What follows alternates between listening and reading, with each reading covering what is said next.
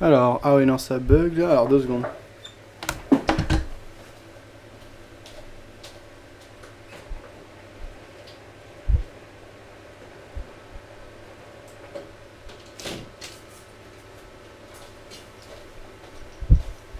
Alors, et là, est-ce que c'est bon? Ça a l'air ok. Bon. Ok, ok, ok. Alors, je vais laisser ok au niveau du son et de l'image. Ok, tout reste est bon. Bonjour à tous et bienvenue sur videobourse.fr pour le live de ce lundi 22 juillet 2013. Il est 18h07, on continuera jusqu'à 19h07. Je vais vous laisser ok au niveau du son et de l'image. Et vous allez pouvoir confier sur le chat écrit. Alors dans la semaine on recevra Vincent Gann de DailyFX, nouvelle analyse de FXM. Ce sera assez intéressant et donc nous, pour ce qui nous intéresse, on va continuer à gérer le compte sur performance. Compte qui a monté ce jour, pas de nouvelle prise de position, simplement des positions qui sont mieux passées que les jours précédents. Notamment du côté du dollar yen, qui est pas mal redescendu. On va aller voir ça de plus près, donc dollar yen qu'on a ici. Voilà, on voit une belle bougie baissière ce jour, donc on est revenu proche de notre point d'entrée. Un jour vendeur d'un mini lot, donc une équité qui s'élève actuellement à 10 300 €, donc 3% de profit.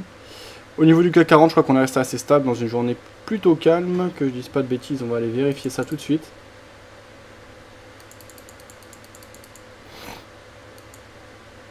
Donc ça c'était le yen, le Nikkei, voilà. Et donc ah si, le CAC a quand même bien monté encore aujourd'hui. Il ne reste plus qu'un tiers de la position, c'est pour ça que ça ne représente pas beaucoup. D'où l'avantage de couper au fur et à mesure quand ça se passe mal. À la fin, bon, on n'est plus beaucoup exposé. Alors qu'en revanche, les profits, on va les prendre tout de suite avec beaucoup. C'est en tout cas l'idée de la gestion de ce compte. C'est un compte qui n'est pas des plus actifs, hein, vous l'avez vu, de toute façon tout reprendra de manière beaucoup plus vive à la rentrée. Mais finalement, en trading, le but n'est pas toujours d'être le plus actif au niveau des prises de position et des fermetures. Mais en tout cas, c'est ce qu'on va essayer de voir avec ce compte. Donc en le comparant au CAC 40, d'où le nom de l'émission sur performance. Alors, Phil, Isé, salut, sont ok, Matt également, et Cédric. Merci à vous pour votre confirmation. Vous pouvez participer via écrit sur le chat bleu en dessous de la diffusion de l'émission. Pas besoin de vous inscrire, vous entrez un pseudo. Ah si, il y a besoin de vous inscrire parce qu'il y a trop de bordel, donc j'ai changé. Donc il faut vous inscrire. Et sinon, vous pouvez participer via le chat audio Mumble. Vous avez le lien en haut à droite du cadre de diffusion de l'émission. Et à ce moment-là, eh bien, vous pouvez participer par audio si vous avez un micro, c'est gratuit. Moi, je paye un abonnement tous les mois de 3 € pour avoir ce chat audio. Donc n'hésitez pas à en profiter, à venir nous rejoindre et discuter de trading. Salut à ceux qui sont là sur Mumble, je vois qu'il y a 2 personnes, donc salut Mips et salut Barchforine. Salut Nico qui nous a rejoint. Alors, eh bien comme d'habitude, on jette déjà un coup d'œil à ce qui s'est passé, donc ça c'est fait. Donc CAC légèrement monté, dollar yen bien descendu. On part actuellement 50 € sur nos 2 positions ouvertes, 39 € de perte sur le dollar yen et 10,20 € de perte sur une position à la vente sur le CAC 40. La balance s'élève à 10 350 € pour une équité à 10 300. Alors, ce qui s'est passé ce jour, on va aller voir du côté de romandie.com. On ira voir également ce qu'il y a à attendre cette semaine comme nouvelle. Ok. Alors, alerte, Égypte, dizaines de blessés dans des heures. Bon là c'est spécifique à l'Égypte. Italie. L'État débloque 15,7 milliards d'euros d'arriérés de dette aux entreprises.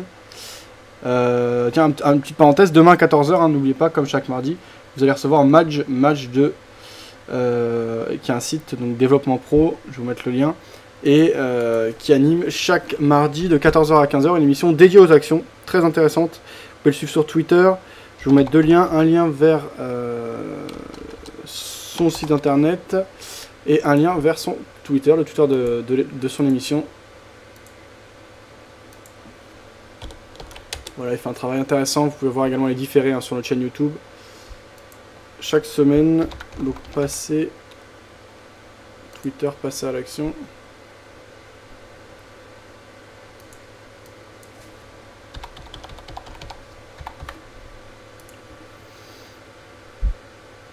Voilà, je vous laisse le lien pour ceux que ça intéresse.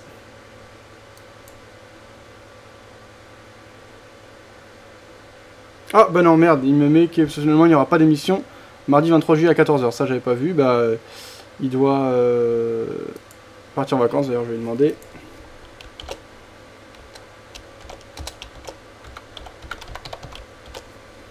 Donc en fait demain pas d'émission pour Match, je vais quand même laisser le lien vers son Twitter. Il a déjà animé 3 émissions sur les actions Et donc ça reprendra ensuite. Bon, c'est sûr que là, l'été ça va être un peu plus calme avec tout le monde qui part, mais à la rentrée ça va repartir sur les chapeaux de roue. Voilà. Ok. Zone euro, dette publique dépasse 160% du PIB en Grèce, 130% en Italie. Bourse, longue clôture en très légère baisse. France, retour au calme. Bon, ça c'est les violences urbaines. Les Émirats commandent 2 satellites militaires d'observation. D'accord. Ils en ont de l'argent avec le pétrole là. Et les Émirats. Alors. Bourse suisse démarre la semaine à l'équilibre. France, ça on avait vu. Accord sur un plan social chez BASF dans la région de Bâle. McDonald's déçoit au 2e trimestre et avertit que le restant de l'année sera difficile. Zone euro, dette publique. Bon, on va lire cette dépêche, elle revient plusieurs fois, donc c'est que ça doit être une nouvelle importante ce jour. Ensuite, on va aller voir ce qui s'est dit et les clôtures dans les bourses européennes et les points de vue dans les salles de marché. On commence par cette dépêche. Donc, zone euro, dette publique dépasse 60% du PIB en Grèce, 130% en Italie, d'après Eurostat. Donc, c'est publié par l'AFP. La dette publique s'est alourdie, donc depuis Bruxelles, la dette publique s'est alourdie au premier trimestre 2013 dans la zone euro et son taux dépasse désormais 160% en Grèce et 130% en Italie, selon des données publiées lundi par l'Office européen des statistiques Eurostat. À la fin du dernier trimestre, le ratio de la dette publique par rapport au PIB était de 92% en moyenne dans la zone euro, contre 90,6% à la fin du 4e trimestre 2012. C'est la Grèce qui enregistrait le ratio d'endettement le plus élevé, à 160,5% du PIB, contre 156,9% au trimestre précédent et 136,5% au premier trimestre 2012. Le pays, dont 107 milliards d'euros de dettes ont déjà été effacés par ses créanciers en mars 2012, en plus de 2 programmes d'aide internationale de 240 milliards de dollars, est censé ramener son niveau de dette publique à 124% du PIB en 2020, après un pic attendu près de cette année à 175% selon les prévisions de printemps de la Commission européenne. L'Italie, de son côté, a vu sa dette publique franchir le seuil de 130% du PIB à 130,3%, après 127% au trimestre précédent. La dette publique du Portugal est passée à 127,2% du PIB, contre 123,8% au trimestre précédent. Elle est passée en un trimestre de 117,4% à 125,1% en Irlande. Pour l'Italie, la Commission s'attendait, lors de ses prévisions de printemps, à un ratio d'endettement de 131,4% en 2013. Pour le Portugal et l'Irlande, le ratio d'endettement dépasse en revanche déjà celui prévu par la Commission cette année. Elle prévoyait au printemps 123% pour le Portugal et 123,5% pour l'Irlande. Le Fonds monétaire international considère qu'une dette est supportable à long terme si elle ne dépasse pas 120% du PIB. Donc on voit qu'on est bien au-dessus là. En Grèce, 160%. En Italie, on atteint justement 130%. Le ratio d'endettement a franchi au premier trimestre la barre des 100% en Belgique à 104,5% contre 99,8% au trimestre précédent. Il était de 91,9% en France contre 90,2% au trimestre précédent. Donc voilà, on voit ces dettes qui augmentent, donc ça c'est pas rassurant.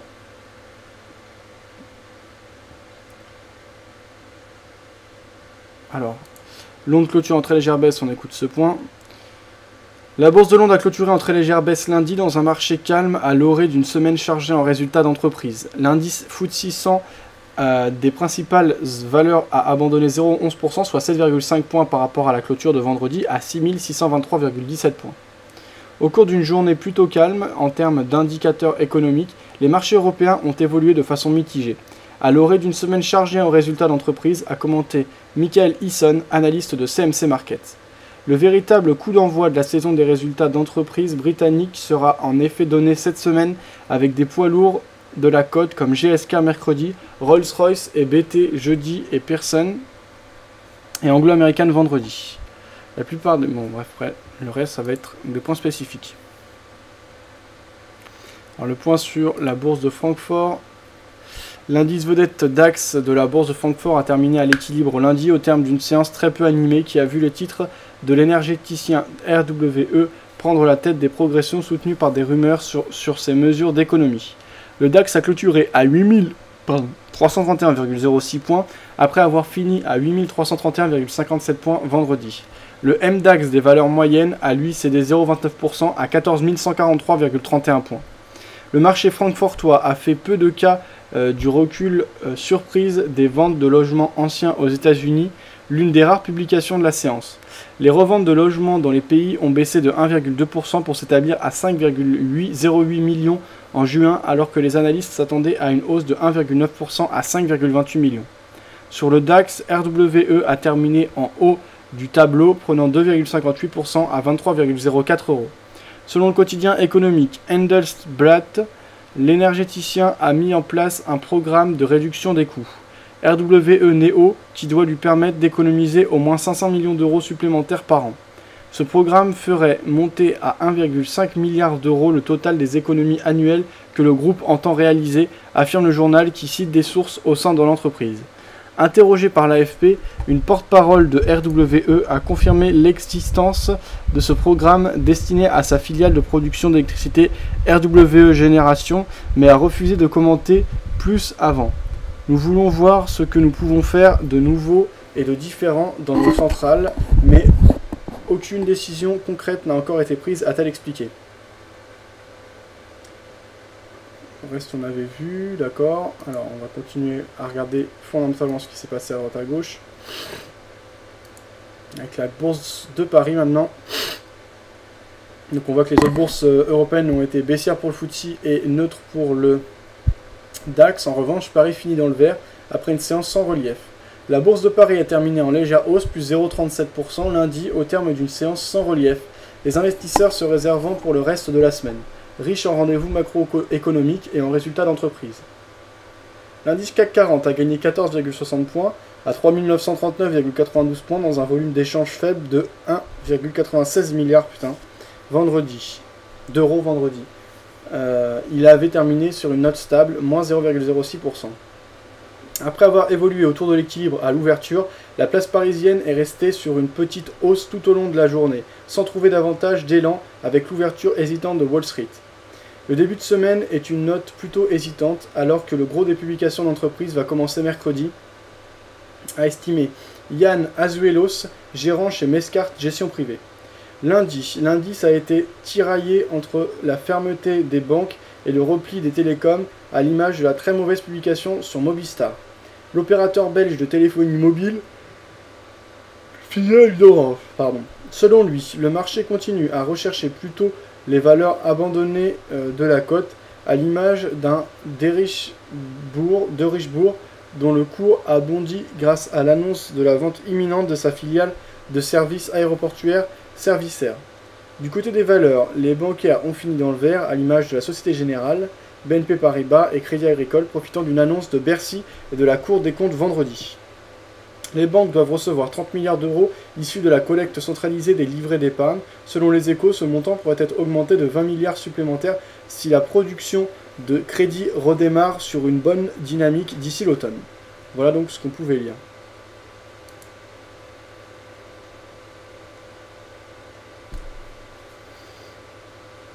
Ok, donc le reste, ça va être moins intéressant. On va juste faire un point sur Wall Street.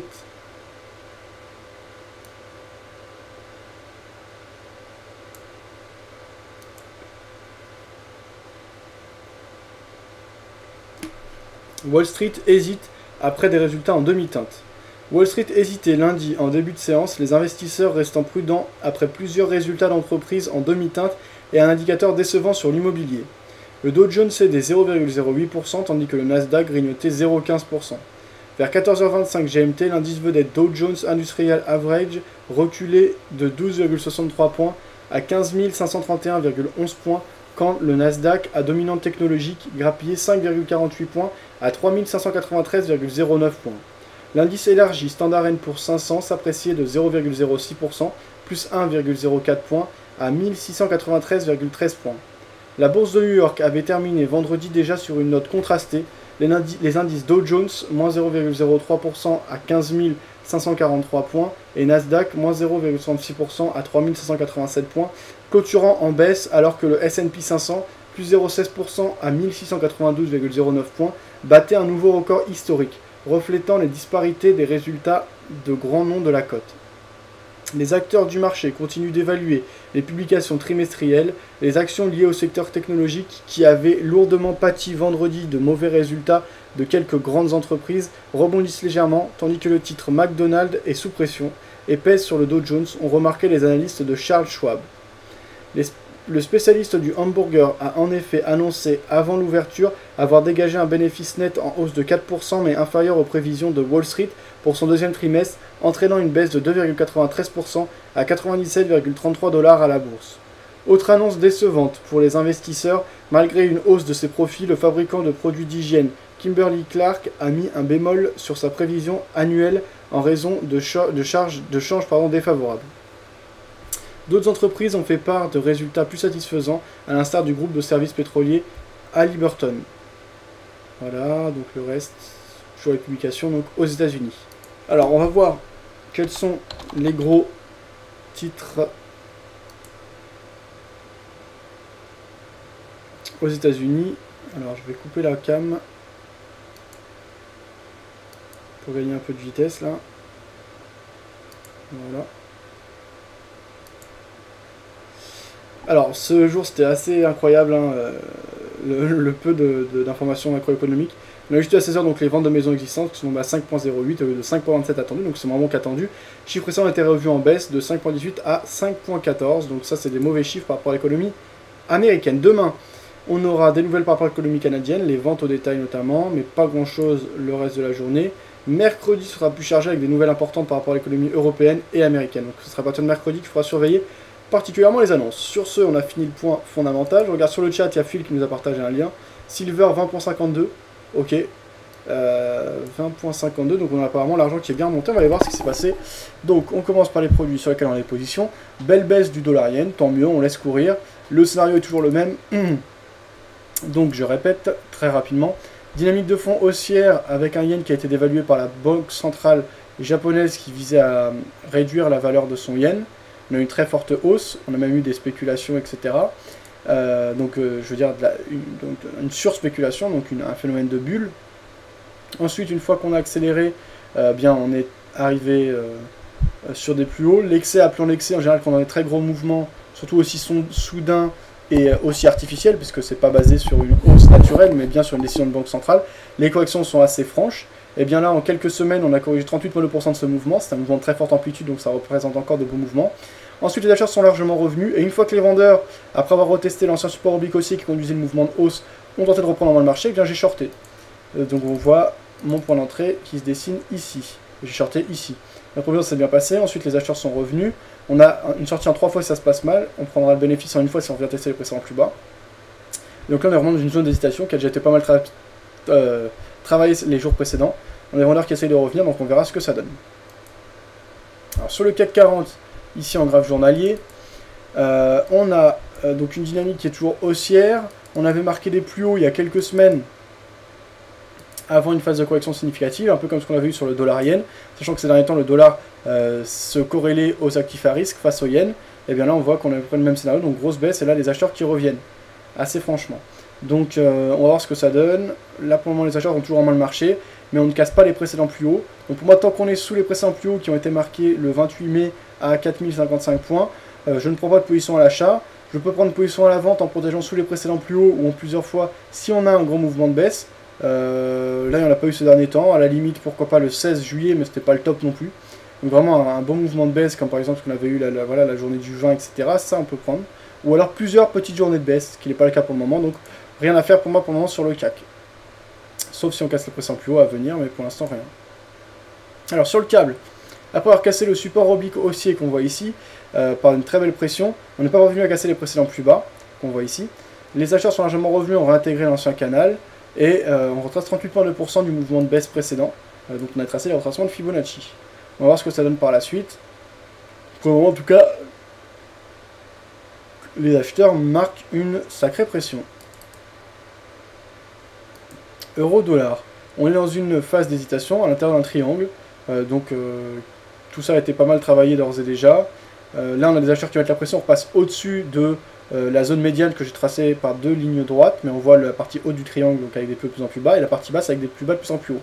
Mais pour moi, on est toujours à l'intérieur d'un triangle. Donc tant qu'on est à l'intérieur de ce dernier, eh bien, soit on vend la résistance et on achète le support. On a eu une occasion de le faire là l'autre jour. Bon, on l'a fait très vite, donc c'était pas évident de rentrer. Mais soit on joue les cassures. Donc pour l'instant, rien à faire sur cet euro-dollar. Sur l'euro-yen, on est toujours très haut. Là, les vendeurs sont revenus, donc on voit qu'on a eu un yen qui s'est renforcé ce jour, puisqu'on a également eu le même type de mouvement, mais plus prononcé par rapport au dollar. Donc, eh bien, on a une baisse. Donc, ceux qui veulent vendre l'euro-yen, pourquoi pas.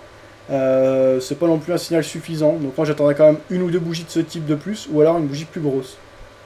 L'avantage, c'est qu'on peut se protéger de manière serrée, puisque les précédents plus hauts sont juste au-dessus. Donc, voilà. Mais si on passe au-dessus des précédents plus hauts, on rejoue le scénario haussier. Tant qu'on est en dessous, pourquoi pas jouer la correction et le retest des précédents plus bas qu'on a marqué ici. Ça permet de se protéger de manière assez serrée. Et je pense mettre les probabilités dans son sens si on attend effectivement que les vendeurs montrent qu'ils veulent reprendre en main ce marché. Alors l'or, c'était ce que vous voulez nous montrer Phil sur l'argent. On a une belle hausse avec une cassure de la résistance oblique baissière. Et un scénario baissier qui semble s'affaiblir désormais. Cassure des 23,6% de retracement de la dynamique baissière importante que l'on a observée depuis les plus hauts du mois de octobre 2012. Donc l'or, dans quel contexte on est? Dans un contexte clairement baissier, avec notamment de forts excès qui nous ont fait gagner pas mal d'argent. On se rappelle au mois de juin, ça a été nos premiers trades sur le compte liés à l'émission sur performance. C'était ici, on le voit avec la flèche rouge, et on avait coupé ici. Et bien là, désormais, les acheteurs reviennent. Donc là, j'avais dit, tant qu'on était au contact avec la résistance oblique baissière, on pouvait surveiller des points d'entrée à la vente si on avait des vendeurs qui revenaient franchement. Quelques jours plus tard, on avait eu effectivement une bougie rouge qui pouvait prêter à une prise de position. Bon, elle n'était pas énorme non plus, mais on pouvait prendre position là-dessus. Bon, bah là, on serait sorti puisqu'on aurait cassé les précédents plus hauts, donc sur une perte si on l'avait pris. Donc, les journées, on a effectivement cassé la résistance oblique baissière tracée en bleu, cassé les 23,6%. Donc là, je ne jouerai plus la dynamique baissière, même si on a une belle bougie rouge. À la limite, j'attendrai que le mouvement de hausse se poursuive jusqu'au retest des 38,2%, qui est quand même un seuil important, on l'a vu encore récemment face au dollar, sur la paire dollarienne notamment. Qu'on reteste également une espèce de zone de résistance, en tout cas une partie haute qui s'était marquée au mois de mai dernier, donc vers 1423 $, l'once d'or. Bon, là, ça va pas être évident. À la fois, je l'achèterai pas parce que je suis pas à l'aise contre tendance et que désormais on est trop loin du précédent plus bas. Donc là, si on prend une position contre tendance, par exemple, si on achète pour viser les 38,2, c'est pas évident. La pression de fond reste quand même clairement vendeuse, hein, tant qu'on est en dessous de 38,2, elle n'est pas remise en question. Au-dessus, il nous reste encore 50%, 61,8% à franchir. Donc voilà, il reste quand même plusieurs obstacles et une dominante de fond qui est vendeuse. Alors à la limite, si on prend position, par exemple si on prenait position à l'achat le 28 juin, voilà, on se dit il y a eu de l'excès, on a une englobante haussière, tac, j'achète, je me protège sous les précédents plus bas. Faut le faire, on est en pleine pression vendeuse, etc. Donc je dis pas que c'était facile, mais là ça peut être compréhensible. À la limite, même si on est plus prudent, on attend le 1er juillet, voilà, c'est encore possible. Là le problème c'est qu'on commence à être très loin du précédent plus bas, puisqu'on cote désormais 1334 $ et que le précédent plus bas est à 1180. Donc le stop est énorme, et c'est le seul stop qui est d'après moi cohérent. Alors à la limite on peut en mettre un autre, par exemple sous l'ancien support oblique baissier, mais là le désavantage c'est qu'il va baisser au fur et à mesure avec le temps. Enfin bref. Tout ça pour dire, eh bien, moi je ne me vois pas acheter dans ce contexte, je me verrais bien vendre ce marché puisqu'on reste sur une dominante baissière tant qu'on est sous 38,2 ou en tout cas sous 50%. Mais pour ça, il faut que les vendeurs me montrent qu'ils veulent reprendre en main ce marché, ce qui n'est pas le cas actuellement. Au contraire, on a une très grosse bougie haussière. Donc là, ce que je peux faire, c'est attendre que le mouvement faiblisse sur une zone de résistance. Donc soit effectivement, on va chercher 38,2 et on commence à se retourner. Là, je peux vendre, tout à fait. Sinon, je vais attendre qu'on réintègre l'ancien canal baissier, voire même qu'on casse les précédents plus bas. Parce que le problème, c'est que même si on baisse, on peut marquer un pullback, retester l'ancien support oblique baissier, un peu comme ce qu'on a sur le dollar yen en inverse, et repartir à la hausse. Donc pour le moment, je reste en dehors de l'or. Belle impulsion haussière, donc dans l'absolu si on me force à mettre de l'argent je préfère suivre l'impulsion en court terme, donc acheter, mais je pense qu'il y a mieux à faire sur d'autres produits. On va aller regarder, bon le DAX c'est pas très intéressant, c'est un peu la même chose que le CAC, hein, dynamique de fond haussière, on le voit ici en graphe journalier. Donc là on a des vendeurs qui essaient de revenir mais c'est pas suffisant pour shorter. Si on a une autre belle bougie de baisse demain par exemple, pourquoi pas shorter en se protégeant sous les précédents plus hauts, autrement on pourrait continuer à jouer le scénario haussier si on casse les précédents plus hauts. Alors, Phil qui disait, demain, la Banque centrale de Turquie annonce sa décision sur les taux d'intérêt. Plus d'informations dans cette vidéo. 330 vues, disait Phil. Merci Phil pour le partage de ma vidéo. C'était l'interview d'Adrien Raymond que j'avais faite. Ah oui, donc ça on va en parler après je crois. Donc c'était il y a un peu moins d'une semaine, c'était mercredi dernier. Merci Adrien d'être venu et pour la qualité de son travail. Effectivement, demain il faudra surveiller ça avec intérêt. Adrien qui nous a beaucoup parlé de la lire turque et on sait qu'il y aura des opportunités. Plutôt pour des optiques de swing trading, hein, c'est ce qu'il précisait, puisque le problème sur ces paires exotiques, c'est qu'on a des spreads relativement importants. Après, ce qu'il y a, c'est qu'on peut avoir des taux d'intérêt élevés, donc il faut savoir en profiter et trader avec. Et si on prend les positions contre ces taux d'intérêt, eh bien, en tenir compte et savoir ce que l'on fait, donc prendre en compte ce paramètre. Pour plus d'informations, pour des scénarios précis, énormément de chiffres, notamment du fondamental, n'hésitez pas à regarder cette vidéo et théoriquement on devrait recevoir bientôt un nouvel analyste de chez FXM, donc DailyFX, Vincent Gagne, qui travaille avant chez BNP, donc ce sera une interview si elle se réalise, théoriquement elle devrait se réaliser soit mercredi soit jeudi, qui sera vraiment intéressante, peut-être même demain, mais vous serez tenu au courant. J'espère pas que ce sera demain parce que je veux le temps de pouvoir l'annoncer, voilà, on verra ça. Alors, on enchaîne avec le dollar franc suisse. Donc dollar franc suisse, ici en graphe journalier, on est toujours dans une dynamique hésitante. On est au milieu du range, donc là j'aurai pas de décision de prise. Hein. Soit on est dans le range, un peu comme dans le triangle sur l'eurodoll, et on achète les supports, on vend les résistances en se protégeant dessus quand on voit qu'on a des amorces de retournement. Soit on trade les cassures. Voilà, mais là on est au milieu d'une zone qui était beaucoup travaillée, il n'y a pas de signal précis. Donc pas de décision et pas de prise de position pour le moment. Alors, USD CAD. USD CAD, on est sur une dynamique haussière ici en graphe journalier avec des plus bas de plus en plus haut, des plus hauts de plus en plus haut. On peut tracer également le haut du canal.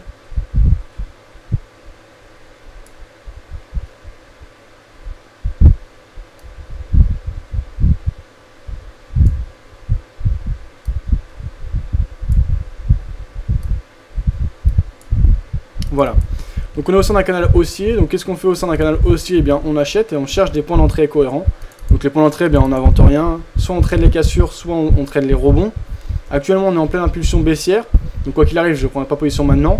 Ceci dit, il faut commencer à surveiller puisque si on revient dans la zone basse, donc dans cette zone de support, alors quand je parle d'une zone il faut que je la trace, que je matérialise cette zone, parce que là on n'a qu'une ligne, donc c'est pas suffisant pour moi. Voilà. Alors attends 2 secondes parce que là c'est le bordel.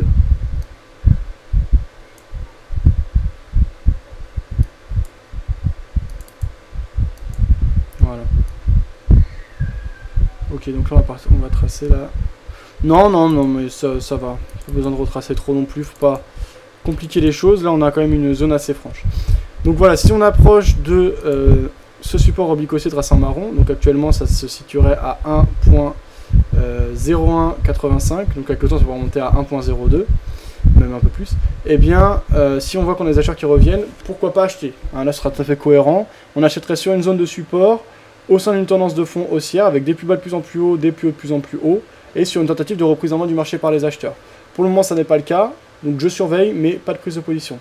Autre possibilité, cassure des précédents plus haut, donc on prend position sur impulsion. Ça en est assez loin puisqu'on voit qu'ils ont été marqués à 1.0609, donc on en est très loin. Attention aux zones de support, aux zones de résistance, pardon. Donc la zone de résistance, je l'ai établie entre 1.0522 et 1.0674, donc c'est pas l'idéal quand même, il y aura sûrement mieux à faire. Voilà. Après on pourra reprendre des positions à la vente si on casse déjà le support oblique haussier, mais bon comme j'ai dit moi je suis pas fan, hein, je privilégie quand même les prises de position dans le sens des impulsions. Je trace les retracements de Fibo juste comme ça, donc on a cassé 23.6, donc prochaine zone ça peut être 38.2, en plus ça correspondrait assez bien et elle coïnciderait avec le support oblique haussier, donc ça renforcerait la crédibilité de ce support et donc de ce rebond potentiel. Voilà. Alors on va enchaîner avec l'argent, argent qui est bien monté. Alors qu'est-ce qu'on peut voir? Eh bien, bon ça déjà cette ligne ça m'énerve. Donc on était dans une dynamique baissière comme sur l'or. On a cassé le support oblique baissier. Très belle bougie acheteuse. Donc là, bien, dans l'absolu, si je vais prendre une position absolument, j'achèterai, puisque je préfère privilégier les impulsions en cours. Mais sinon, je suis pas fan parce que la dynamique de fond et la pression reste baissière, encore plus que sur l'or, parce que l'or on a vu qu'on a dépassé les 23.6, là on en est encore loin sur l'argent. Par contre j'attendrai que le mouvement s'essouffle, et au niveau des 23.6, s'il s'essouffle, ça correspond à peu près 38,2% sur l'or, hein, je pense, et qu'on a les vendeurs qui essaient de revenir, pourquoi pas shorter à ce moment-là? Ça permettra de prendre position dans le sens de la dominante baissière de fond, et sur une phase de repli, donc à bon compte. Voilà, pour l'instant, pas grand-chose à faire d'après moi. AUD USD, tiens, qui était très intéressant ces derniers temps, c'est une belle pression. Et bien, on a les acheteurs qui reviennent, donc un peu pareil, hein. Donc on a eu de très belles impulsions, des mouvements très francs ces derniers temps, avec beaucoup de possibilités de rentrer sur des grosses bougies, donc vraiment sur des impulsions. Là par exemple sur le dollar australien face au dollar américain, si on regarde depuis le mois d'avril, alors là on avait une très belle bougie baissière. Bon, après une grosse bougie baissière comme ça, moi ça me dérange pas de vendre. Alors dans un premier temps j'aurais perdu un peu d'argent, puis rapidement on en aurait gagné. Donc très bien, c'était franc comme mouvement. Ceci dit, après on n'était pas quand même là à ce moment-là, il faut remettre les choses dans leur contexte, on était en range. Donc on va dire à partir du moment où on était vraiment en tendance ici, chaque jour on cassait les précédents plus bas, donc il y a quand même beaucoup avec des belles bougies, donc il y a quand même beaucoup d'opportunités de rentrer et de suivre la tendance assez facilement. Ensuite quand on a des petits replis, dès qu'on a des grosses bougies, on pouvait shorter et ça gagnait de l'argent. Donc ça c'était vraiment pas mal, hein, ces journées-là. Et cette tendance qu'on a eue sur le dollar australien face au dollar américain. Alors maintenant comment le jouer? On va déjà surveiller s'il n'y a pas des zones de support. Alors j'en avais repéré, mais là je me... Ouais, on est sur les 38,2% de retracement de la dynamique haussière précédente qui datait depuis 2008, donc depuis la crise des subprimes. Et le dollar australien qui avait attiré des capitaux parce qu'il était lié à la Chine par les exportations de matières premières et également par ceux qui proposaient un gros taux d'intérêt. Donc un gros taux d'intérêt sur une devise aussi stable que le dollar australien, ça a attiré les capitaux, donc ce qui avait renforcé, comme on peut le voir ici en graphe hebdomadaire, les capitaux, ce qui avait attiré les capitaux vers le dollar australien au détriment du dollar américain. Donc on avait une grosse hausse depuis la fin de la crise des subprimes. Dans un premier temps, au plus fort de la crise, on est allé vers le dollar américain parce que, on craignait. Donc on va vers le dollar américain quand on a peur, mais une fois qu'on est dans un contexte de peur plus maîtrisé, on va sur les placements les plus intéressants, et là c'était le dollar australien. Donc là finalement on en a beaucoup profité, on retrace, il n'y a rien de fou, on peut très bien repartir fortement à la hausse, hein, à très long terme. C'est pas le cas pour le moment à moyen long terme comme on le voit ici. Donc là le truc c'est que le mouvement de baisse a été tellement franc et tellement direct, sans phase de retracement, qu'on a du mal à tracer une résistance oblique baissière. En tout cas si on devait en tracer une, elle serait cassée actuellement. Donc si je devais me forcer à en tracer une, c'est pas les plus cohérents, mais je vais le faire juste pour vous montrer ce que je vais vous montrer. Voilà, ici en marron, tac, on est au-dessus. Bon, quoi faire? Un peu comme sur l'or, l'argent, mais également sur d'autres produits qu'on a eu l'occasion de voir dans ce cas de figure. Suivre la tendance pour moi. Donc attendre qu'on revienne sur des seuils importants, donc par exemple les 23,6% ici, qui se situe à 0,9392. Si on voit qu'on ralentit dans cette zone et qu'on a les vendeurs qui reviennent, à ce moment-là on short. Si on voit qu'on la casse, on attend 38,2 et on short. Si on casse 38,2, là par contre ça devient plus hésitant. Autre possibilité, tout de suite les vendeurs reviennent, on casse les précédents plus bas et là on suit l'impulsion. Donc pour le moment pas grand chose à faire sur AUD USD. Alors l'euro livre sterling, pas grand chose à dire, on est dans une espèce de phase de range sur une dynamique de fond haussière. Donc privilégier les achats, encore faut-il que les acheteurs se manifestent. Les précédents plus hauts sont pas plus hauts que les précédents, donc il faut attendre une cassure carrément ou une sortie du triangle. Non, rien à faire pour le moment. Euro franc suisse, contexte particulier par rapport à la banque centrale suisse, essayer de choper les points bas peut être intéressant, on peut même rentrer en plusieurs fois, donc là c'est pas mal. Bon, moi je suis résolument acheteur hein, par rapport au contexte, puisqu'on est soutenu par la banque centrale suisse, donc moi ça me va assez bien.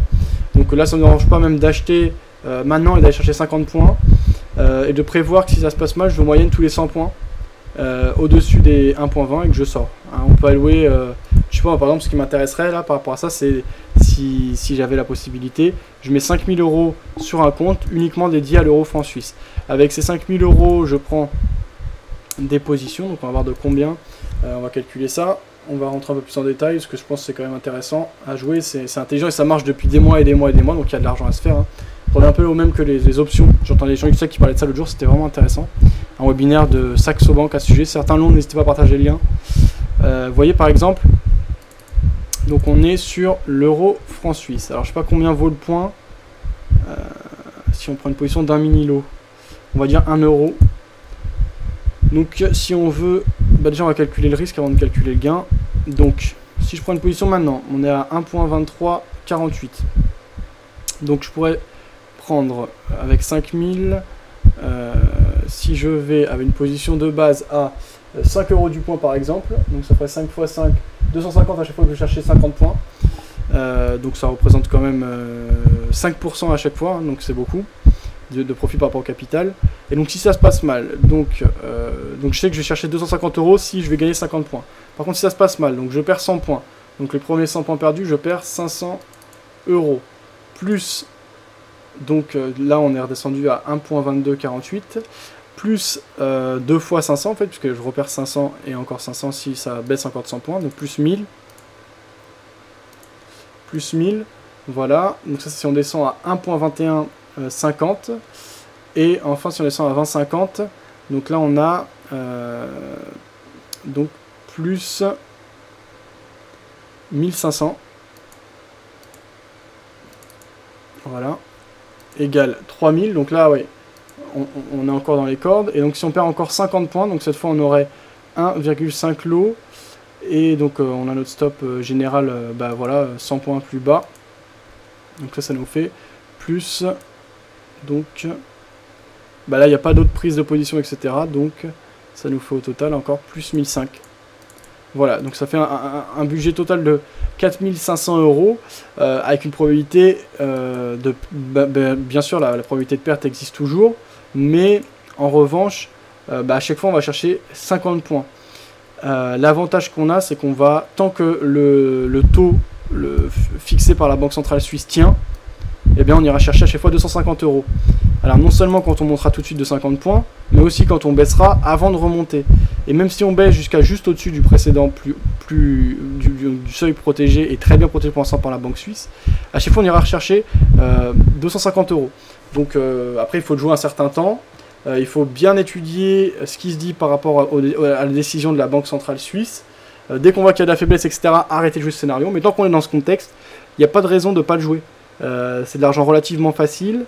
Faut regarder ce que donnent les taux d'intérêt. Je ne sais pas exactement ce qu'ils donnent, mais ils doivent être tous les deux très proches. Hein. Je pense que même la Banque Centrale Suisse essaye plutôt d'attirer les capitaux, donc elle doit les avoir baissés au maximum. Donc je pense qu'on prend un peu de swap positif sur l'euro-franc suisse. Voilà, donc ça peut être l'occasion pendant quelques mois encore, comme ça a été le cas ces derniers temps, de choper à chaque fois 50 points. Donc 250 €, et par exemple, on va dire tu peux le faire 10 fois, tu chopes 2500 €, avec une probabilité assez faible mais existante de perte, ce que tu as mis, et je pense que les probabilités à ce moment-là sont dans ton sens. Et là j'ai établi un scénario à la va-vite, j'ai dit ça comme ça pour vous montrer un peu ce que j'avais en tête, mais on peut en établir des tas. On n'a pas un spread qui est énorme sur l'euro-franc suisse, on a un spread qui est de 1.20, qui est de même pas 2, non vraiment c'est jouable et c'est très intéressant. Il y a des choses à faire et c'est une aubaine pour des particuliers que d'avoir un seuil garanti par une banque centrale. Hein, la plupart du temps, ce qu'on cherche quand même, c'est à mettre les probabilités dans l'autre sens, mais on le fait un peu avec des méthodes plus ou moins fiables, plus ou moins bricolées. On fait confiance un peu à n'importe qui. Là, on va sur internet, on dit ça sur un forum, ça nous intéresse. On va écouter un mec à la radio, on ne sait pas trop d'où il sort. Là, c'est pas un mec à la radio, là, c'est pas quelqu'un sur un forum, là, c'est une banque centrale. Hein, donc il faut se rendre compte de ce que c'est et en profiter. C'est dommage de ne pas le faire. Et je dis ça, je suis le premier à pas le faire. Hein, donc je suis pas intelligent. En tout cas, pas plus intelligent. Enfin, parce que je dis ça, l'air de dire c'est évident. Mais voilà, moi non plus, je suis pas plus intelligent que ça parce que j'en profite pas. Voilà, c'est ce que je voulais dire. Si vous avez des avis, n'hésitez pas à l'indiquer à ce sujet. AUD GPY, même scénario que sur AUD USD, on va pas insister. Les marchés américains, toujours acheteurs sur les précédents plus hauts. Maintenant on voit que l'impulsion est assez faible, donc là si je vais prendre une décision aujourd'hui, j'achèterai pas. Parce que l'autre jour là j'étais acheteur parce qu'on cassait les précédents plus hauts. Là je vois qu'on n'accélère pas tant que ça, donc j'achète pas. Si on a une très grosse bougie de baisse, je peux même vendre parce que je considérais qu'on a tenté de casser les précédents plus hauts et que c'était un fiasco et que les vendeurs essaient de revenir. Donc on peut se protéger de manière assez serrée et intelligente. Maintenant, privilégier les prises de position à l'achat, ça serait vraiment si on a une très grosse bougie de baisse. Là si demain on a une très grosse bougie de hausse, ben on continue à acheter. Et de toute façon là théoriquement on est toujours acheteur si on a suivi ma logique, puisque j'avais acheté il y a donc jeudi. Voilà, donc pour l'instant je laisserai plutôt courir. Le pétrole qui avait pas mal bougé, on va devoir le réouvrir parce que le futur est arrivé à expiration. Vendredi c'était la journée 3 sorcières, donc avant ça on va regarder USD HKD, tranquille pour fil, USD HKD qui continue à monter un petit peu, donc là pareil, hein, un peu même scénario, mais c'est pas une banque centrale mais un bouquet de plusieurs banques commerciales qui protègent le seuil des 7.46 je crois. Voilà, on peut établir des scénarios de ce type également. Alors là, je préférais quand même l'euro-franc suisse pour ma part parce que le spread est moins gros, donc ça permet de prendre plus de petits profits à répétition. Là, USD-HKD serait plus pour du swing. Mais ça peut être intéressant. D'ailleurs, Adrien et moi, on avait parlé également dans la vidéo qui était partagée par Phil.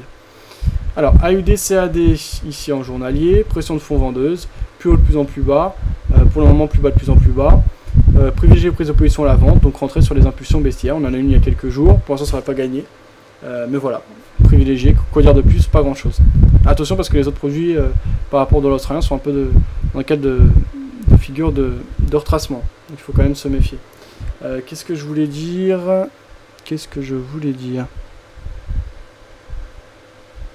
Ah oui, bah ça on ira après. Donc NZD USD. Alors, NZD USD, dynamique de fond baissière. Très beau retour des acheteurs, un peu comme sur le dollar australien face au dollar américain, les deux paires étant océaniques et corrélées, puisqu'elles ont des intérêts économiques très liés. Alors, il y avait Nico qui partageait le webinaire sur les options de Jean-Luc Chac, c'est ça, c'est bien ce webinaire dont je parlais, donc n'hésitez pas à regarder le lien qui a été partagé par Nico. Nico, n'hésite pas également à nous parler de ce que tu as fait aujourd'hui, hein, tes prises de position, etc. En général, qui sont intéressantes et judicieuses sur le CAC ou sur les marché action. Alors sur le NZD USD, phase de repli importante, bah là on peut attendre que les vendeurs reprennent en main le marché, tout simplement. Toujours les mêmes scénarios, hein. Une belle impulsion, bah voilà. Attention, on n'est pas en tendance à long terme, on le voit ici si on dézoome. Effectivement on a des plus bas de plus en plus haut, des plus hauts de plus en plus haut, donc on n'est plus dans un triangle. Donc être méfiant ou dans un range. Donc être méfiant quand même par rapport à ça. Voilà, garde à l'esprit que bah, y a mieux à faire certainement, peut-être privilégier d'autres choses, d'autres scénarios, toujours essayer de passer son argent là où c'est le plus intelligent. Et moi je dis ça, mais vous voyez, je suis sur le dollar yen, alors que sûrement j'aurais mieux à faire sur l'euro franc suisse, c'est peut-être que je jouerai après ce scénario. Alors ce qu'il y a, c'est que ça va pas durer indéfiniment. Ceci dit, je suis pas non plus totalement mécontent.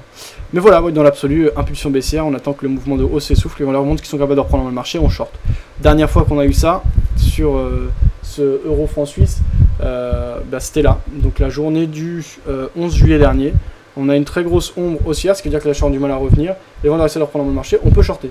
Alors en l'occurrence, peut-être qu'on ne serait pas sorti à temps, peut-être qu'on n'aurait pas eu de l'argent, mais en tout cas c'était un signal qui était valable. Précédemment, on en a eu plein, des comme ça, vous voyez.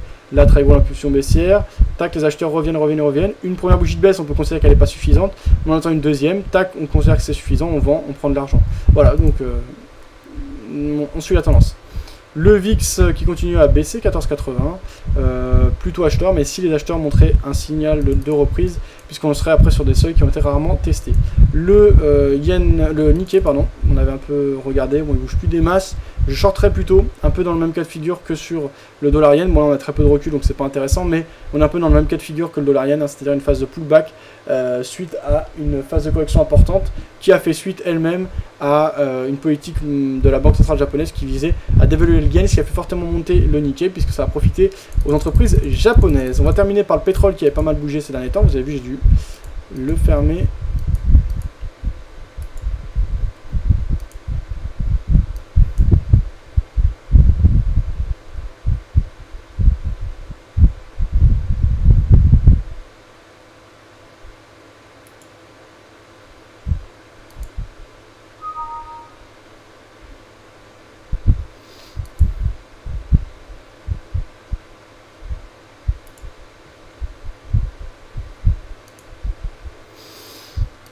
Donc ici en graphique journalier sur le pétrole, on n'a pas beaucoup de recul mais on voit la forte impulsion haussière de ces derniers jours. Là les vendeurs qui commencent à revenir, on suit l'impulsion. Alors après il faudra un autre graphique, là on va pas avoir le temps, mais on regardera, on regarde régulièrement, vous avez qu'à regarder les rediffusions si ça vous intéresse pour avoir mon avis sur le pétrole des jours précédents, parce qu'on le regarde quasiment tous les jours, pour voir s'il y a des zones de résistance ou quoi à l'approche à plus long terme. Mais bon, là, tout simplement, le scénario de base, donc très belle impulsion, de nombreux jours, là, sur les dernières semaines, de hausse consécutive avec des belles bougies. Là, on a une petite bougie de baisse, on ne shorte pas, on attend que ce mouvement de baisse s'essouffle. Une fois que les acheteurs commencent à revenir, on prend position dans le sens de l'impulsion initiale, à bon compte, donc sur phase de repli. Voilà, donc en plus, on peut se protéger facilement, etc. Voilà, donc si vous voulez des avis sur d'autres sujets, n'hésitez pas. Autrement, on va aller voir ce qui se dit sur les blogs. Je sais pas, voilà, si on avait vu. Alors... Tiens, la vidéo avec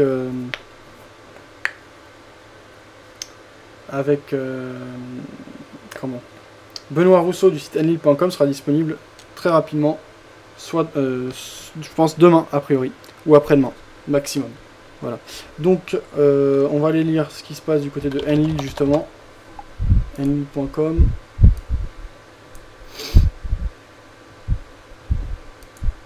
Alors, les statistiques économiques à suivre cette semaine, semaine 30.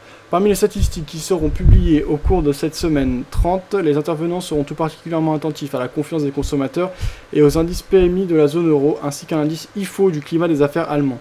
Aux États-Unis, les inscriptions hebdomadaires au chômage.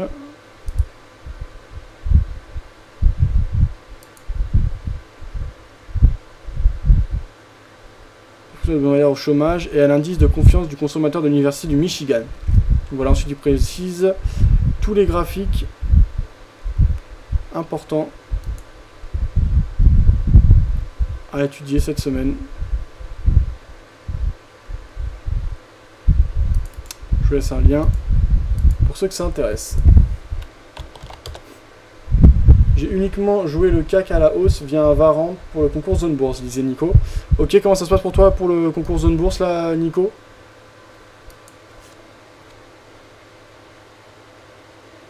Alors, qu'est-ce que on va aller voir d'autre? Le billet du trader.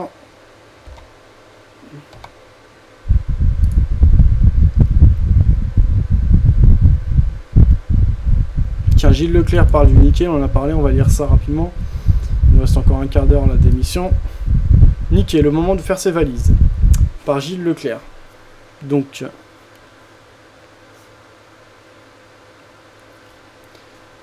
ok. Sur le départ et en train de boucler les valises pour un mois de repos, c'est de bon matin que je rallume une dernière fois ma plateforme de trading. Une alarme automatique se déclenche, c'est sur le Nikkei. Cette alarme, c'est la détection automatique d'un point de sortie pour un trade initié il y a tout juste un mois. Si vous me pardonnez un jeu de mots un peu facile, je pense que c'est ici aussi le moment de se faire la malle. Donc je reprends rapidement ma plume, ou plutôt mes graphes, pour partager avec vous de quoi il retourne. Vendredi, elle s'est aussi déclenchée sur le gold et j'ai immédiatement posté un article sur le site car mon scénario avait été validé. Résumé des épisodes précédents. Il y a tout juste un mois, je publiais une analyse sur le Nikkei car un point d'entrée à la hausse avait été détecté par mon système de trading. Ce point d'entrée offrait l'avantage de pouvoir placer un stop très serré, donc peu risqué, avec un fort potentiel de gain. Il s'agit d'ailleurs exactement du même type de configuration dont je vous faisais part il y a quelques jours à peine concernant le titre Orange FR001 qui d'ailleurs a pour l'instant très bien répondu sur les niveaux et le timing dont je vous faisais part. Bref, le Nikkei cotait alors 12 686 points, soit pile sur le niveau d'achat que je vous recommandais. Carré violet plus flèche verte. On va regarder le graphique.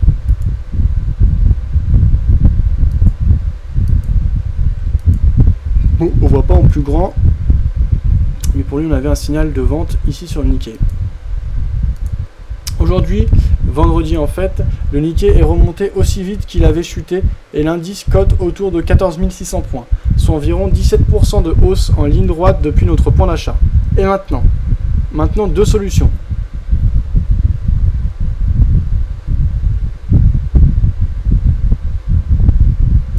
Tiens, il y a un truc qui m'intéressait. Je savais pas ça. Application Gora, réservez vos places pour notre conférence et formation 15 novembre 2013 à Paris. Tiens, je vais les contacter, voir s'ils veulent que je couvre l'événement, ça va être intéressant.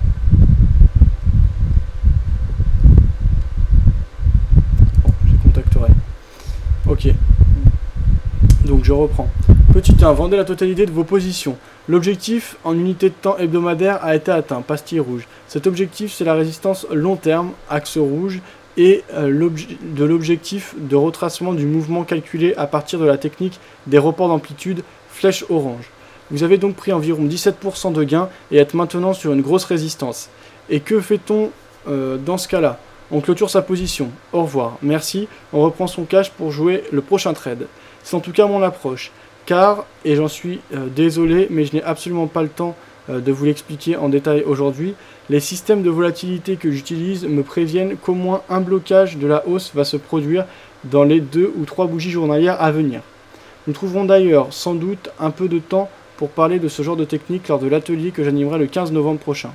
Et une clôture partielle de la position. C'était donc une question. Je vais montrer le graphique. Vous décidez de rester partiellement en position pour jouer la continuation du mouvement. Votre objectif, c'est la résistance un peu supérieure à 16 000 points.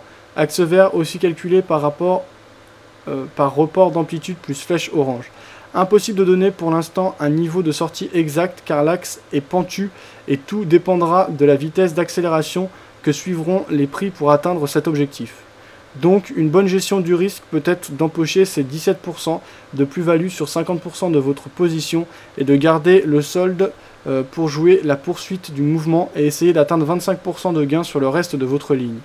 Dans ce cas, vous placez un stop sur les 13 880 points pour vous assurer plus 10% de gain minimum sur les 50% restants. Mais sachez que le blocage probable de l'impulsion détectée par mon système de trading dans les toutes prochaines bougies peut facilement se transformer en consolidation. Mais pour l'instant, je ne peux vous en dire plus sur ce scénario éventuel, car pour ce faire, j'aurai justement besoin de voir comment se formeront ces bougies. Mais je décroche, je pars en vacances, ceci dit en passant, vous devriez en faire autant. Bonnes vacances et bon trade quand même.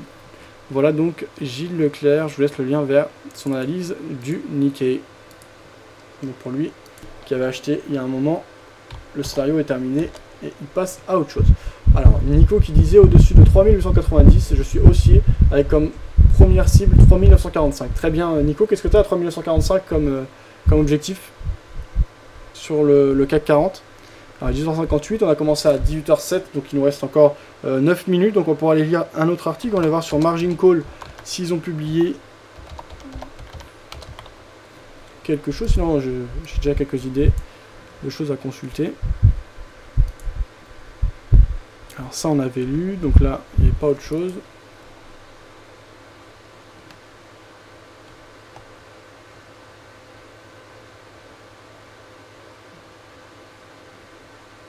Qu'est-ce qu'on avait vu?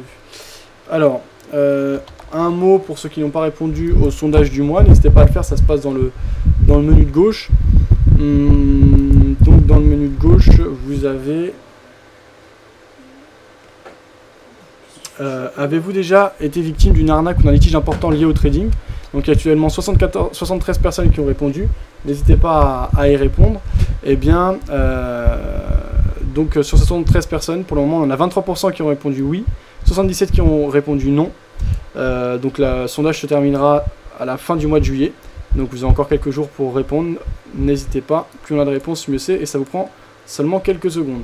Alors ici à droite, vous pouvez voir la performance du CAC 40 comparée aux performances que l'on obtient sur le compte que l'on gère actuellement.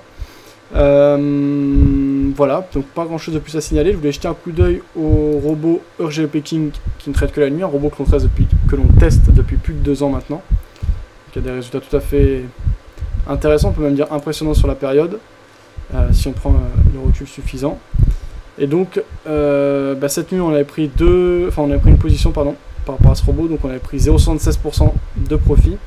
Donc voilà, vous pouvez suivre ça, on est actuellement à plus 102,76% de profit. Tiens, il y a un nouveau système de signal qui est sorti, onefxsignals.com, une pub sur MyFXBook, je ne sais pas si vous connaissez, je laisse le lien, ceux qui veulent découvrir.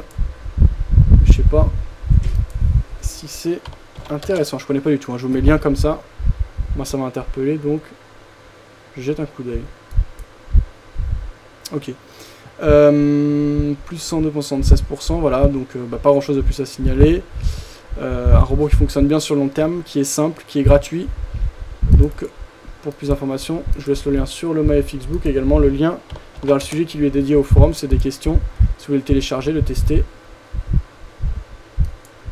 C'est en tout cas un robot qui est testé chez le broker Alpari UK, donc un broker sérieux.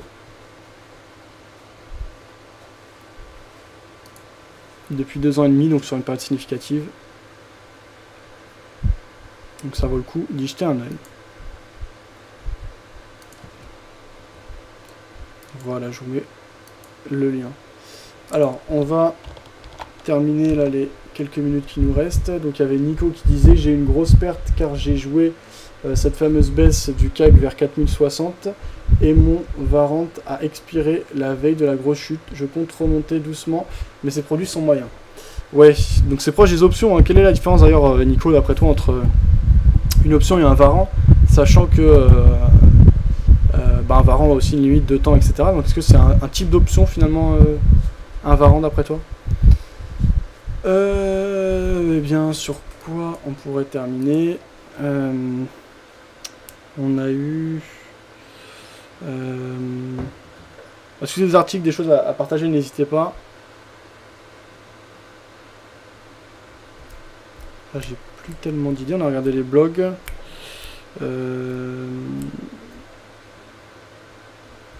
Non, j'ai plus d'idées. Donc après, on peut faire un tour du côté des publications récentes. Donc Trading Master 2013, j'ai vu que c'était le gars de Zone Bourse qui était venu poster. Tiens, d'ailleurs, c'est mal posté sur le forum. On va aller regarder les vidéos qu'il a postées. Des vidéos de présentation de cet événement. Nous aussi, on a travaillé sur un événement à la rentrée, je ne sais pas encore exactement lequel. Mais là, on a des concours très intéressants du côté de Zone Bourse. On va aller regarder ça de plus près.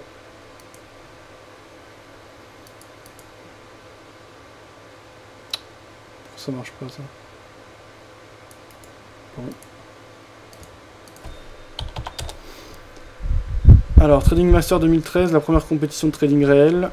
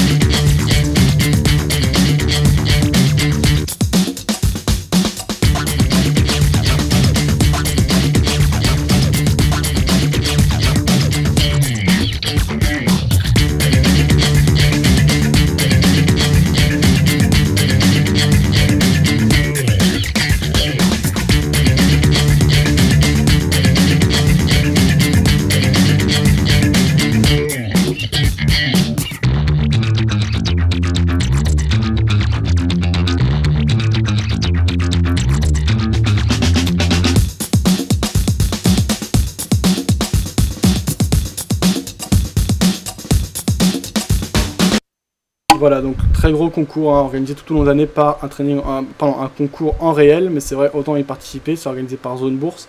Il n'y a rien à perdre et finalement, vous avez tout à y gagner, puisque vous pouvez trader comme d'habitude, simplement vous devez diffuser vos résultats, pour ceux que ça ne dérange pas, c'est pas un problème. Et vous pouvez gagner énormément de lots, et vous pouvez suivre les résultats des gens. On va aller jeter un coup d'œil d'ailleurs, puisqu'il nous reste un peu de temps. Donc je laisse le lien vers la page de présentation et d'inscription vers cet événement dont parlait justement Nico. Alors, Nico qui laissait un lien et qui nous a laissé des comptes à observer, donc on va aller regarder ça de plus près.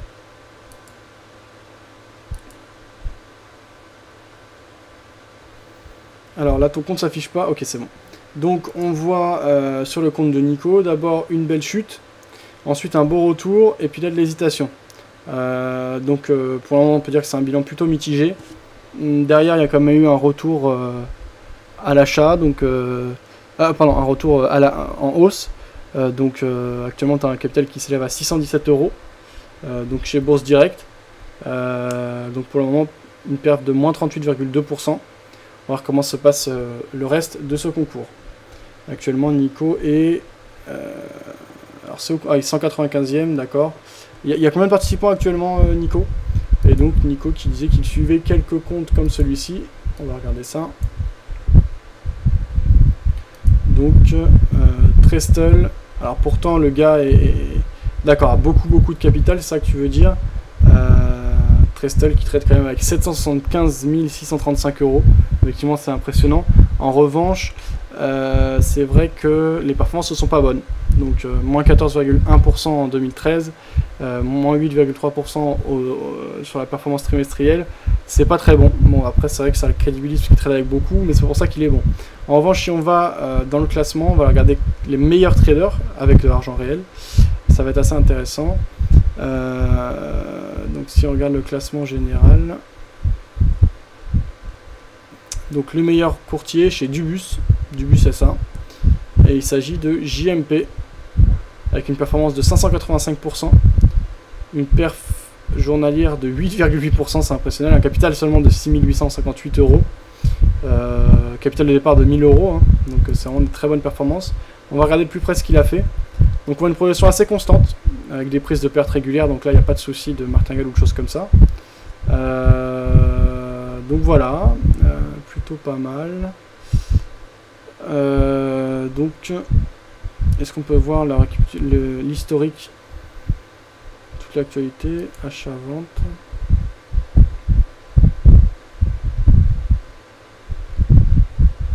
Compte concours, fil d'actualité, membres.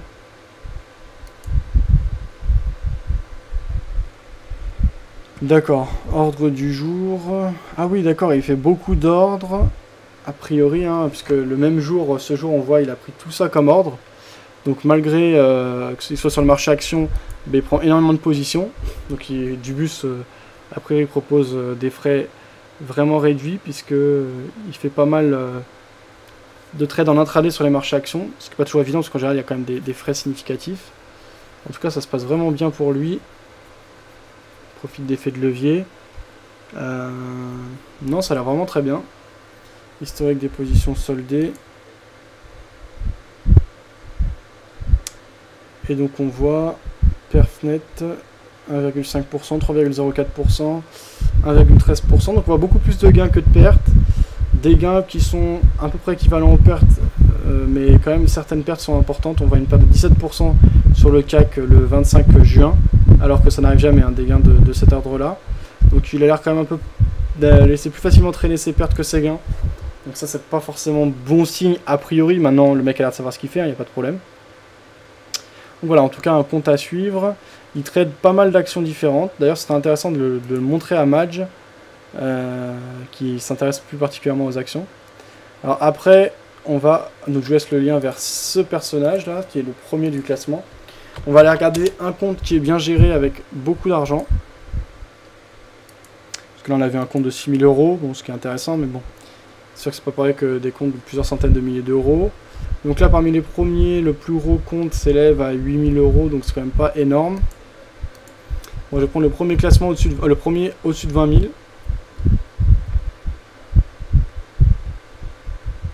Voilà. Là on a un, donc il est 24e, il s'agit de Anakins, qui a réalisé un gain de 33,2%, il est chez Bourse Direct Anakins. Et il a un profit très intéressant. Alors, qu'est-ce que l'on voit? On voit qu'il a eu une performance vraiment étonnante, et vraiment énorme, avec aussi des grosses phases de drawdown sur 2013. Là, ce trimestre, ça se passe bien, on va voir si ça continue. Donc on va aller voir le suivi de son compte. Donc qu'est-ce qu'il trade? Il trade les actions. On voit qu'il y a les positions actuellement sur Vinci en gain, Lafarge en gain, Nicox en perte. On va aller voir les positions soldées, ce que ça a donné. On a vu tout à l'heure, on avait fait un day trader, hein, au niveau du premier. Alors il y a des gains énormes à gagner, il faut se rendre compte, hein, quand même. Plus de 250 000 € de lot en 2013 avec une Porsche, une Mercedes, une Smart à gagner. Donc c'est assez impressionnant. Et eh bien, Orange SA, sens achat, valorisation. 22 221 €. Non d'accord, avec valorisation, donc c'est pas intéressant. Ce que je voulais aller voir, c'est ce qu'il trade surtout, et puis sa manière de trader. Donc là on voit, il trade Orange, Société Générale, Belvédère, Société Générale, Lafarge, Orange, Vinci, Lafarge. En général c'est des trades qui durent plutôt, donc vous voyez, là il y a la date de sortie, mais il n'y a pas la date d'entrée. Donc je sais pas combien de temps il reste sur ces positions, c'est dommage, il devrait mettre aussi la date d'ouverture. Donc au niveau de ses gains, perf net en pourcent, donc on a des gains qui sont à peu près du même acabit que les pertes, voire même des pertes plus petites que les gains. Il y a peu de risques, le risque est relativement maîtrisé.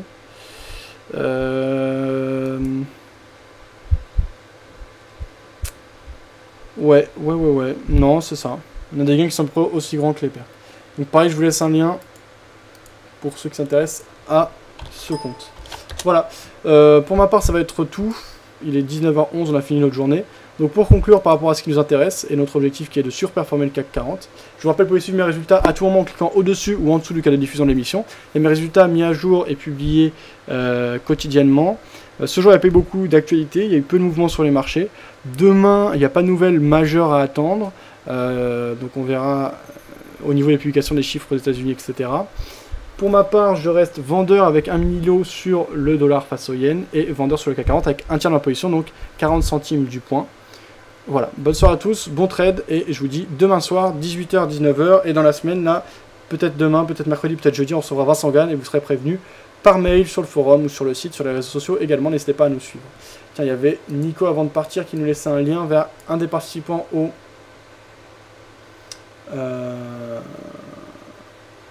Ah non, c'est une vidéo du concours Trading Master. On regarde ça.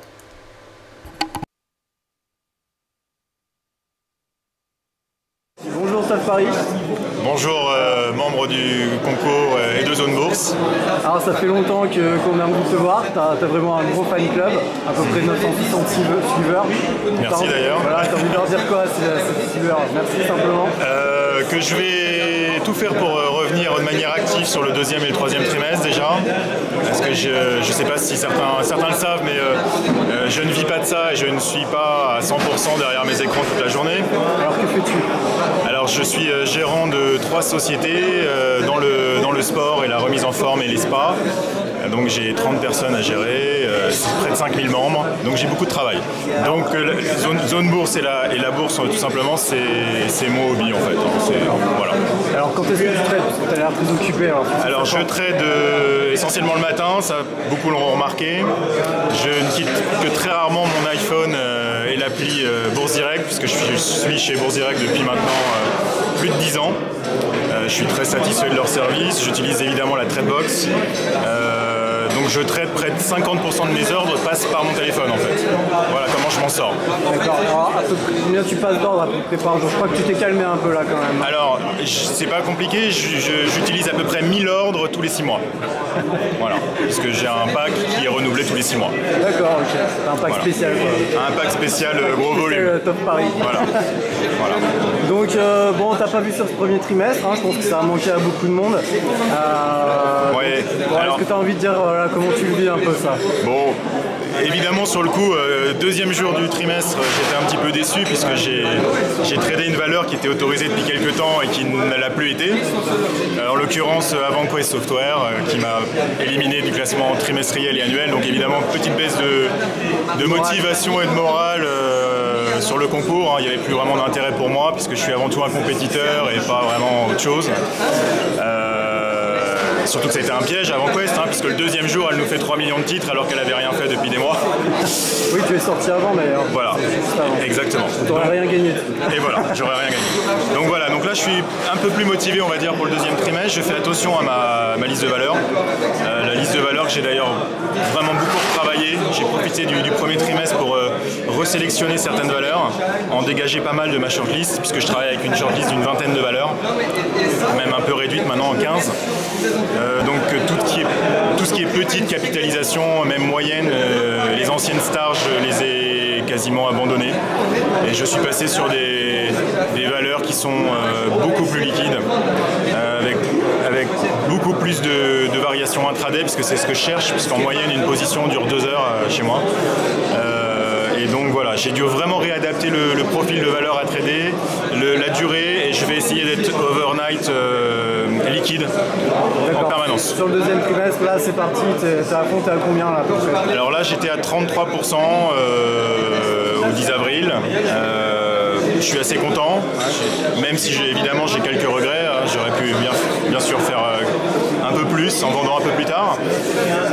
Mais bon, il y a des concurrents très sérieux.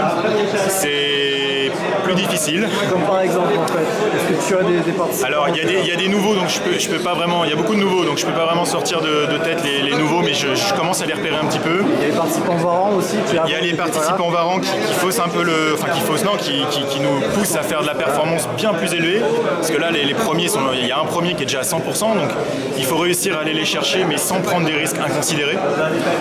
Donc là en ce moment je travaille essentiellement avec des stratégies de vente à seuil de déclenchement en permanence, c'est-à-dire que je protège le portefeuille en permanence pour pas descendre par gros paliers mais par petits paliers au cas où je me trompe. D'accord, alors là en fait, bon malheureusement tu participes pas à l'annuel, oui. Mais j'ai l'impression que tu es quand même à fond sur l'annuel, ah oui, de la performance. Là. Oui, de toute façon je vais faire de la performance, ça c'est sûr. Après...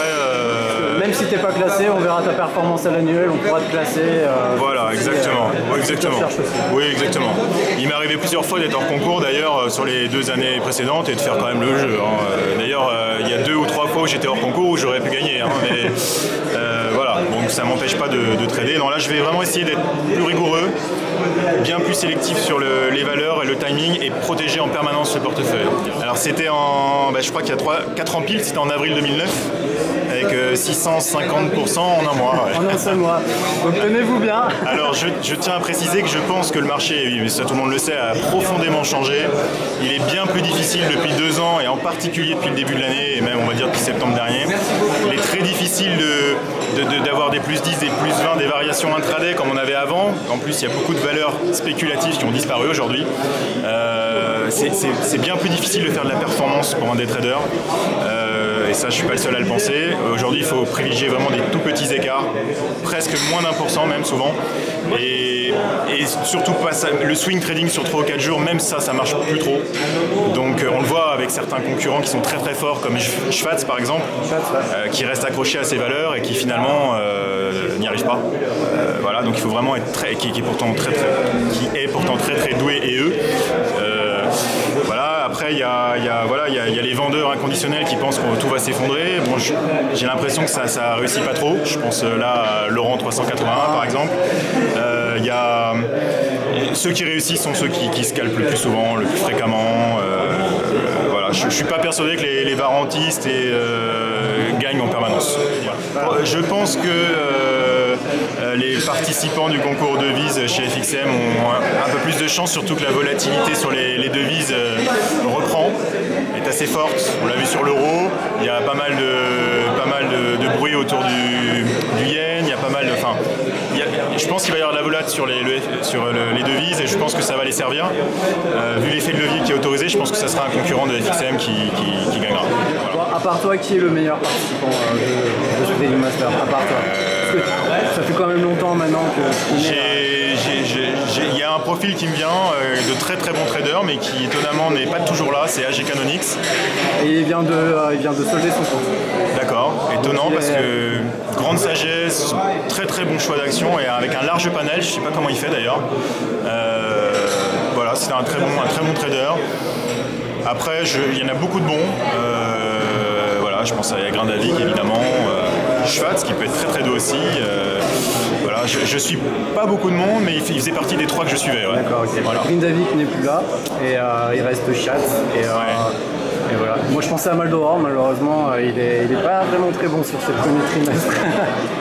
Il est doué, mais le problème c'est qu'il monte par petit échelon et puis tout d'un coup on a l'impression qu'il chute de 10 marges d'un coup. Alors c'est vrai que au niveau motivation c'est très dur, surtout que je pense que c'est pas son compte principal, donc voilà, il y a des priorités à gérer aussi. Moi je précise que j'ai uniquement ce compte là et que je ne traite pas d'autres comptes. Voilà. Ok, tu veux rajouter autre chose? Non, bon, bonne chance à tout le monde. Je pense qu'il faut être extrêmement prudent et vraiment protéger son portefeuille en permanance. Les overnight à 300 ou 400% de couverture, il faut absolument éviter. C'était une erreur que je faisais au premier trimestre. Et utiliser les heures d'un seuil de déclenchement plus que jamais. Qu'est-ce que tu dirais à quelqu'un qui ne sait pas trop s'il veut participer au concours?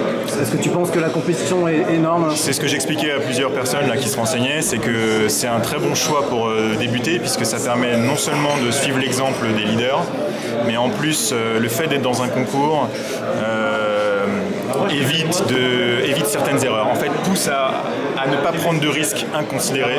On est dans un concours et je pense que psychologiquement ça joue favorablement. Voilà.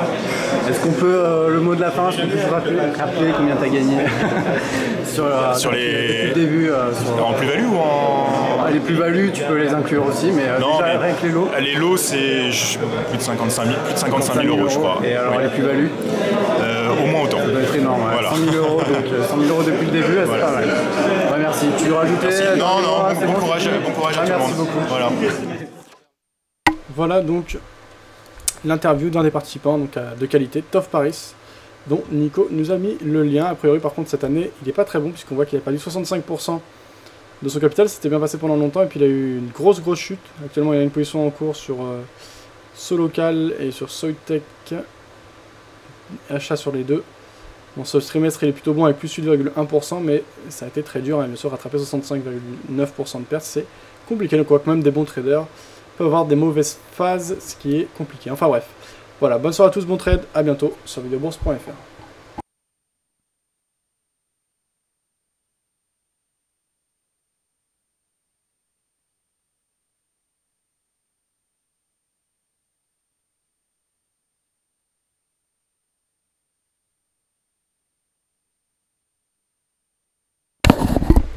Ciao sur Mumble. À demain.